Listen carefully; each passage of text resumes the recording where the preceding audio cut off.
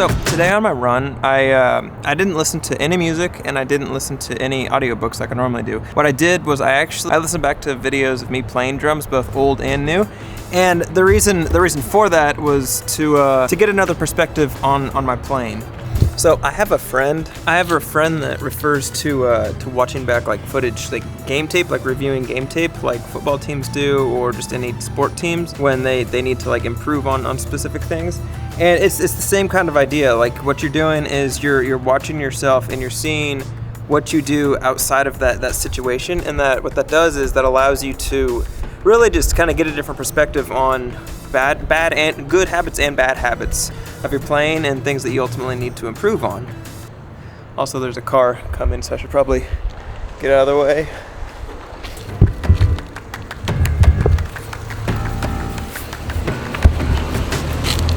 And for me, honestly, I feel like one of the reasons, like during seasons of like extreme like growth, I've noticed that when I'm improving quicker than normal, it's because I found myself watching my playbacks more or listening back to my playbacks more.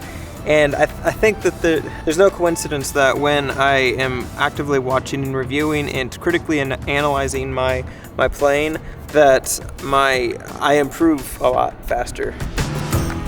And I think the reason that it's important to review and watch yourself, and not just do that, but critically analyze like what you're doing and why you're doing that, is because it gives you the ability to basically figure out what works and just what simply doesn't work. And I don't think there's any other way to do that effectively yourself without going over your game tape. Also on my run, I saw this at a cemetery. I don't think that's good to do that, but I mean,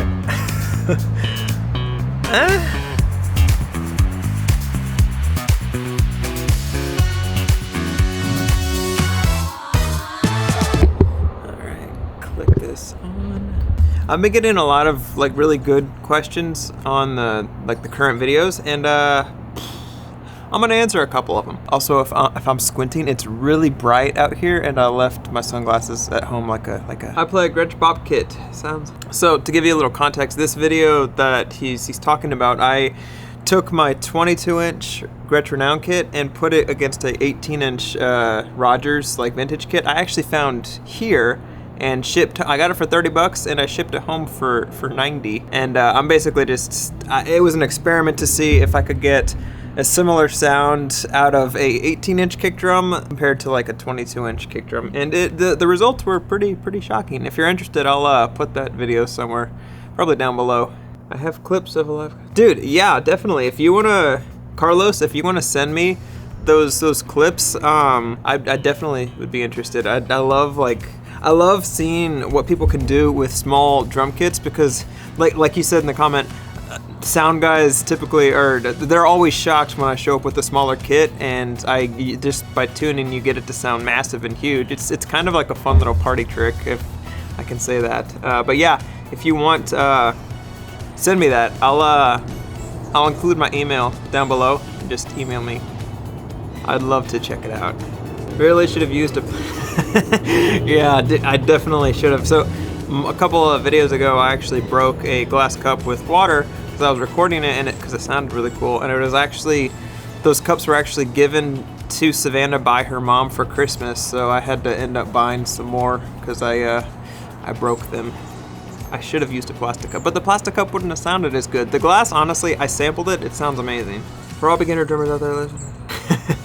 That's so true. So this comment is on a video I made talking about drum keys and like what ones I personally like and what ones I necessarily don't really like, and he's basically saying to any like young drummers, like, you should buy more than just one key, because they just have a habit of I go through drum keys like Tic Tacs, and the ones that I buy are the DW like ones with they're not cheap, but I just continue to buy them because I love them, but I lose them all the time. I find them all the time, but I lose them all the time. What camera do you use? So for all of my videos, I use a A7S III with a f2.8 G Master lens, 16-35, and then the microphone is a ECM B1M Sony microphone. That's like the whole setup. Every video you see from me is with that setup. I really enjoy your content. Thank you, I really appreciate that. Whenever people comment nice things, just know that that stuff is never lost on me. Like, I so appreciate it, especially on the internet, because the internet is just, it can be a really negative and like depressing place. And whenever people are nice and like uplifting and encouraging, not just on my stuff, but just in general, it makes it better. There needs to be more people doing that. Sounds like a tom being in such a big, yeah, it kind of does. If you tune a snare drum low enough, it definitely will, yeah. Would you be allowed to show us? So this video is talking about my audition process, and in that video I go over, like, after I made it, Elevation actually ended up sending like a couple of videos on the MDQs that they used at the time, and basically just things that I needed to memorize so that they could call it, and I immediately would know what was going on. They actually took the video down, and even if it still was up, I don't think I could share that. I would love to, but yeah, I can't share that. If you want me to talk about some of the MDQs that I heard a lot while I was playing at Elevation, let me know and I'll make a video or a part of a video specifically to that. It's more punchy. So this video, it's a short that I made, and basically the short was just asking if you could, actually I'll just play it for you right now. So in that video, if you couldn't tell, I was putting a moon gel over on the drum head, just underneath the snare drum microphone, like the top microphone. And that's exactly right, like this comment. It sounds, when you put moon gels on the drum correctly, it'll give it a more direct sound, and as a byproduct of that, it'll make it sound more focused and more punchy, because it's not wide open and is like all ringy. There's a specific time and place for it to be more ringy, but when you want something super focused and direct, placing moon gels on specific places of the drum will really help that. Based on where different frequencies resonate, there's different frequencies resonating throughout a drum, like a drum head around the edge, and based on where you put those specific moon gels will take out those specific frequencies. I didn't know that till honestly a year and a half ago, and since then I've had to EQ less, and it's made my drums sound a lot more punchy and open because I'm not scooping frequencies out after the fact. It's basically like a EQ before processing, if that makes sense. I really want to make a video dedicated on that. I'm in California right now, and I need my studio to actually do that. So once I get back to Nashville, then that video will come.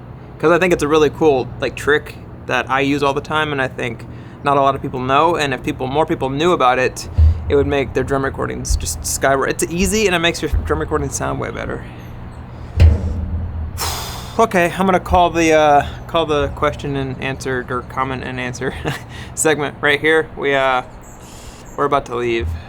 Like always, thank you for your comments. I really do appreciate it. And honestly, a lot of my video ideas come from your comments. So please continue to comment. I love the dialogue, and I love talking about drums to people. So thank you.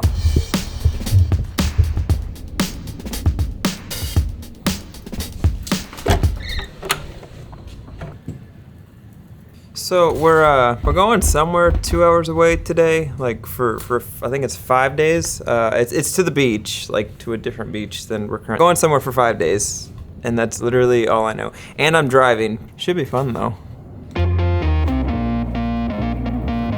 Little travel hack. You see these cube-looking things right there?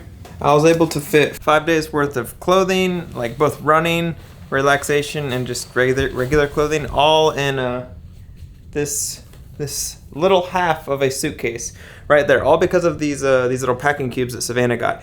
I thought they were kind of stupid when she got them, to be completely honest, but I'm not too prideful to say that she was 100% right, and it was so right that I actually want to get some.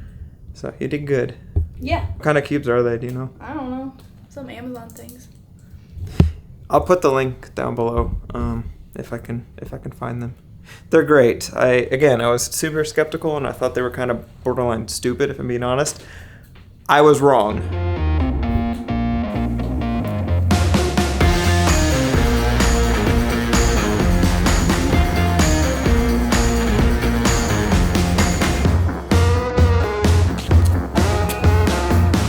packed all our stuff. I think. I'm not sure, honestly. See, when you're packing, it's important to establish a hierarchy of like people in charge. There has to be one leader, and then people that do what the leader says. Another common saying is too many cooks in the kitchen, or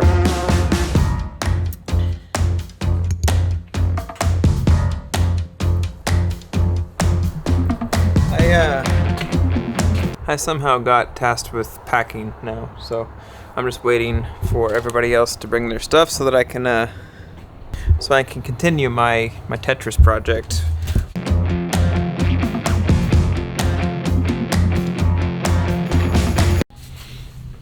I think we're all packed.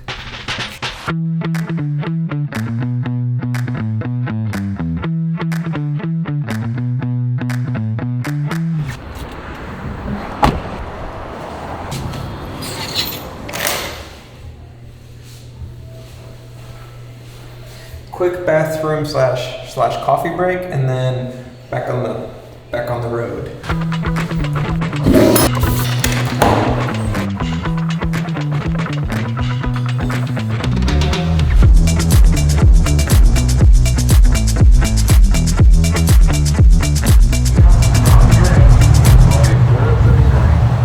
Video.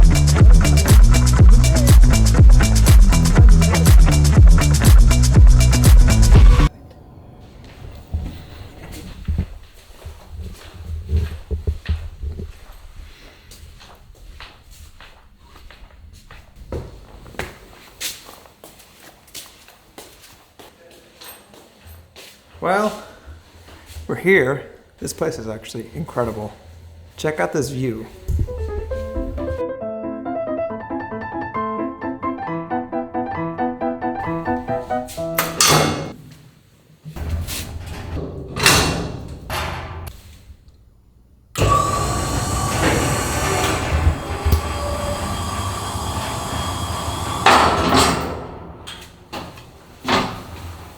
That's incredible.